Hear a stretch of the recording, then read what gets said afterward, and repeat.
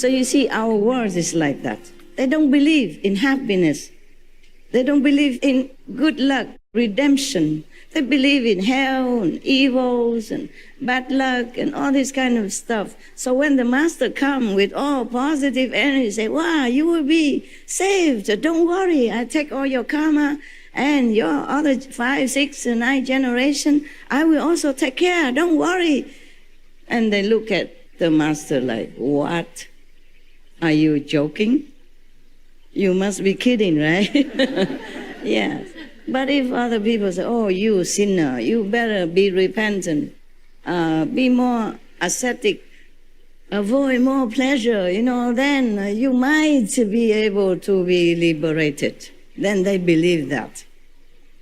They go home and kneeling on end, or maybe prostrating in the snow, in the dirt, in a rough, stony road for 100 miles on end and to redeem themselves.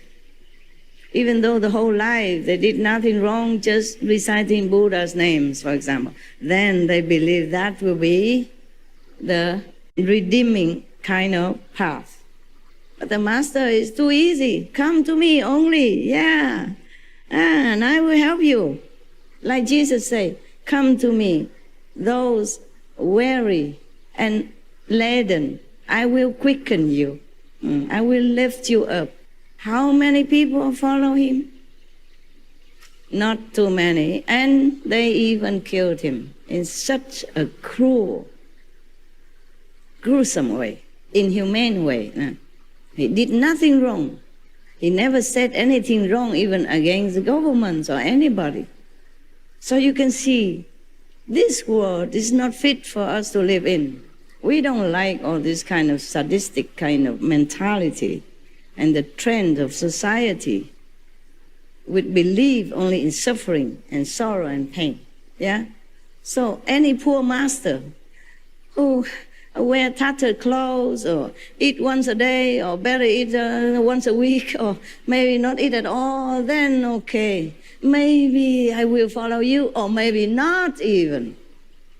It's not like, okay, the whole world follow that, then it's not too bad. Not too bad.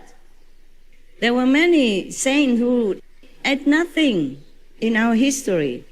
In Taiwan, there's also one. She was a nun.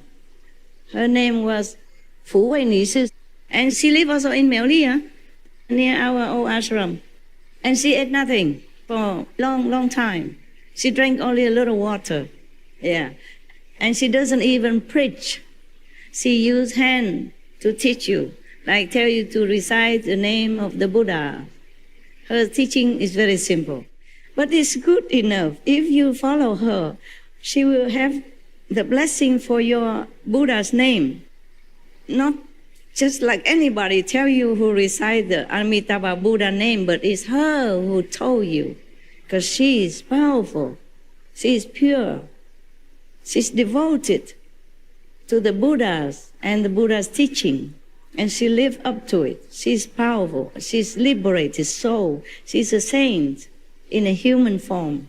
So if she told you, even with her hand only, to recite Amitabha Buddha, then that Amitabha Buddha's name will have no end blessing. Then if you recite it, you will really be blessed and be liberated. That's the difference, okay? But how many people in Taiwan follow her? Every Sunday, maybe one bus or 2 buses will come there and just bow to her and see her hands and then eat some of her food and then went home. She already has nothing anymore, so people cannot suspect that she will benefit something if you follow her. Nothing. I mean, ascetic to the maximum already. She wear old clothes, tattered clothes, always patching here and there. She don't have any new clothes ever since she became a nun, I guess. Because her clothes always being patched again and again and again. And she doesn't have that many. I saw that. I went to see her also. So you see what I'm saying? There's no end to demand of humans, a requirement. You have to do this in order for me to follow you. You have to do that in order for me to follow you. But maybe I don't even follow you. because I don't want to. Because I like to still eat meat, I still like to drink alcohol, I still like to do this and that. The thing that you did not allow, or you encourage me to quit. I don't want to. That is the problem. You see, humans, they ruin themselves, they spoil themselves, they do what they want even though they know that is bad. Some don't know, that's okay, excusable. Nobody teach them, okay, we understand. But some know for sure, still don't do it. So heaven is limitless, immense, but almost empty. Hell is so tight, small, but a lot squeezing in there. And bodhisattva, saints, Buddhas are all over in the 10 directions, life after life. They are helping to rescue humans and to lift them up. But still, life after life, we still have full of humans on this planet. I just hope this time, sooner, we will be only saints, or at least harmless beings. Oh my God, I talked about 4 beings, right? We're only 1 yet. Only first one, right? Yeah, you better stay until next week because, yeah, okay, never mind. So we talk about friends. Of course, friends include bodhisattvas and Buddhas and saintly being. Good friend, huh? San Tzu Su, huh? Good, intelligent, wise friends, okay? If you have friends by your side, it's good for you. But mind you, friends doesn't always mean they always agree with you, even though it's right, okay? If something they have not known before, maybe they don't take. But that doesn't mean they are enemies, okay? Now, let's go, friend. Oh, sorry, I think I have no time for you today. We just let you take a rest.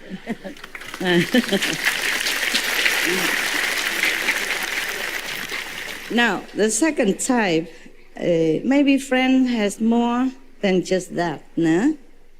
Friends, sometimes they are not around you. Sometimes they just happen to be with you for a short while, but then they introduce to you some good teaching or name of a master, and it awakens you something. And then you will go and find more of that teaching or that master. These are also friends, yes. And we have also invisible friends, yes, like the angels who protect you. If you're good, more angels protect you. If you're not even angel around, they cannot do anything, or they just disappear. They're not allowed to help you when you're not worthy. If you keep the 5 precepts alone, clearly, then okay, at least have 5 angels, okay? And you have also not just angels, but protectors. If you're more worthy, you have protectors, yes. When you retreat, you have more protectors, yes. When I am in retreat, I have more protectors. But now they use only OU protectors, not the ordinary one. Ordinary one also hang around. But the OU, Yosuke goddesses, they came. Every time, just 2 days. Every group, 2 days only. It depends on my retreat. If it's less troublesome, then they give me maybe 26, okay? Normally 26 is around, but 28 or 30 or plus. It depends on how rough the subject of my retreat at that time. Then I have more or less of protectors. The protectors, they know everything. They can tell me many things. Just sometimes I don't have enough time to listen. Too busy outside things. Yeah. Sometimes I know too late. Yeah. But it doesn't matter. I'm okay. Yeah. Should be okay. Now, there are another group of people. They are neutral, okay? They no harm to you, no good to you. Yeah. Sometimes they could help you a little bit of small things, but they don't harm you in any case, okay? So sometimes you work with them, you feel that less effective. But these people, at least they don't harm you, eh? So we don't have much to talk about these people. They can hang around you or not hang around you, but it's just maybe decoration or just harmless, just to have company or something, but nothing much going on. but nothing bad, okay? Yeah. But of course, if they are around and sometimes you need something, they can also lend a hand, yeah? And slowly, life after life, they do that. They become your friend in the end, sometime in your journey, if you are still here. If you're liberated, then of course not. And these people who help you will also help to be uplifted to some degree. Huh? So not much to talk about these neutral people. We call them neutral. And now we talk about enemies. Enemy has two types.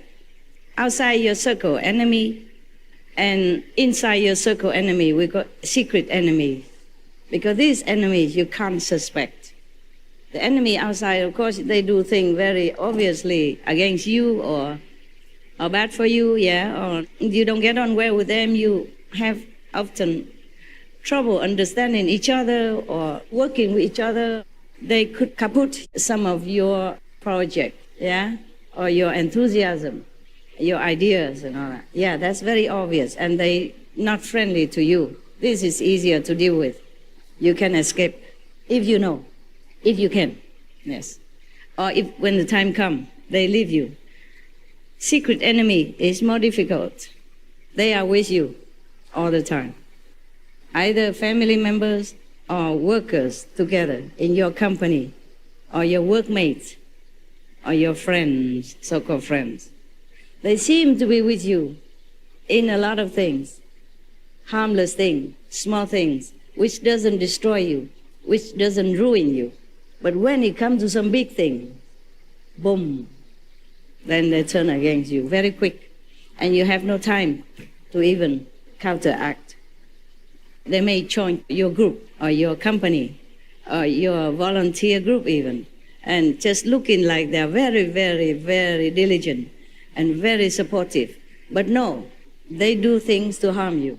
They split the togetherness in your group by some words, some action, and leading people go against you. But no one noticed, slowly, or big, yeah, or quickly. It depends on situation. And they also ruin your reputation, your name, your company, your business, your ideal, your faith. They make you even don't want to practice anymore. These are worst enemy. They could be your girlfriend, your wife, your husband, your boyfriend. Capish? Maybe they follow you in the same faith, look like. But in some way, visibly or invisibly, they slowly wear you out of your faith as well, by their own example, their own action, or their own argument. They make you lose your way. These are the worst enemies. They make you lose your faith. These are the worst enemies. Mostly they are secret enemies because they're with you. You trust them. That is the problem. If they're outsider or they just come and go, then okay, you hear that and you forget tomorrow. But if they're with you every day or often, then their influence are not to be overlooked. You must use your wisdom, your intelligence to discriminate between friends and enemies. Otherwise, your life will be in trouble. We have only one life here now that we know. Next life, we don't know. We don't know if we are still human, if we see a master or not, if we can practice or not, or if we have more family members obstructing us, more bad enemies obstructing us, or we will become animals, or some gods, or some fairy in heaven enjoying too much and don't want to practice anything. Some heaven, it's just too low and just give you enjoyment. You have no motivation, no push to go higher. In every group, there are prone to be one enemy like that. Mostly, in most groups, there will be one. And you have to really be vigilant. In our group also, we have. So I have to keep trimming it, okay? For your sake as well. I will not abandon them if they don't do anything bad for others outside in the society. If they still are vegetarian, meditation off and on, okay, fine. But they should not be near you because they will give bad influence, okay? By their action, by their talk, by their invisible influence, by energy, yeah? Therefore, I'm trimming. Okay, huh? Please don't criticize me, okay? It's getting smoother now. I often talk now without any bad interruption recently, and I'm very grateful for that. And I'm also glad for you, okay?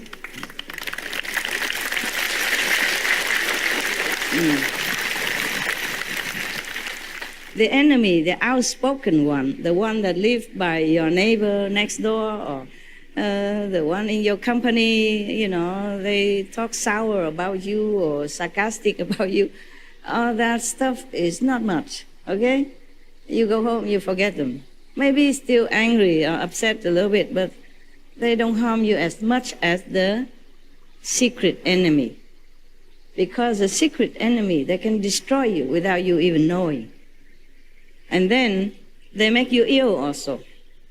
And the worst thing is that they make you lose your belief in the right path to follow, right master to believe in. That's the worst thing you could encounter. Or just like Devadatta, he always tried to obstruct the Buddha to teach others. He didn't want anybody to follow the Buddha for liberation. Not only he jealous with the Buddha's fame, not that the Buddhas even care about any fame, just his job, his mission, his destiny to be an open Buddha like that, to teach others according to his vows and his power. Not that he cared to be famous. If he cared to be famous, he would have go back to be a king, have so many servants, many concubines, beautiful, most beautiful women around him. They select, you know. If you're a king, they select all the best looking women in the country, young maiden, to be at your side for your pleasure, to lessen your stress, to bear many children, to enlarge the royal household so that you can use these children to solidify your power or to solidify friendship, support from neighbor countries. It's like a job also. Having many women also like a job. The king might not even like it. Not every man like many women. Most men very faithful. One woman is good enough for him. Yeah, and then they build up their relationship together, and they have not just like desire for each other, but they have obligation for each other, they have respect for each other, they have things in common and go together on the life journey as a best friend. So most men, if they found a good woman, trustworthy and nice to him, faithful to him, then he's happy all his life. He don't even look at anybody else. In America, they make a survey that 90+% of American, USA, yeah? American men are very respectful and loving to their wives, really love their wives and respect their wives. I think everywhere, I was almost the same. They just didn't do the survey in Taiwan. The myth about men love many women is not really true. Some maybe, yeah, some maybe. But not all men are like that. I saw it around me all the time, yes. I don't know, maybe I told you this story already, but I could tell you again, and you pretend you didn't listen before, huh? I was in Spain, and I went to a restaurant to eat, because they have a vegan taco. Taco is a special Mexican food, yeah? They wrap it in crispy corn chapati-like, yeah? And it's very delicious, yeah? Yeah? They make it vegan. I love Mexican food. Whenever I'm in Mexico, I really have to go out and find some real Mexican food, vegan, to eat. And sometimes I made it at home. And now I don't have time to even eat, not to talk about make it myself. I prefer to cook. Yeah, I like to cook. It's like an artistic expression also, you know. You put a lot of color things, you arrange and stuff, and then you put enough spice and condiment, and it suits your palate. And after you're done, you enjoy it. It's like a gift from heaven and earth. Yeah, from your talent and your love, and the love of all the food that offer it to you. You feel grateful. And it's also your own creation, so you feel very satisfied, even you don't eat a lot of that. And sometimes you go out, eat a lot, but you don't feel like satisfied. That's the problem, okay? Because it's not love that put in there. I keep telling the kitchen to put love, like in Shihu, to put love in the food so it would taste good.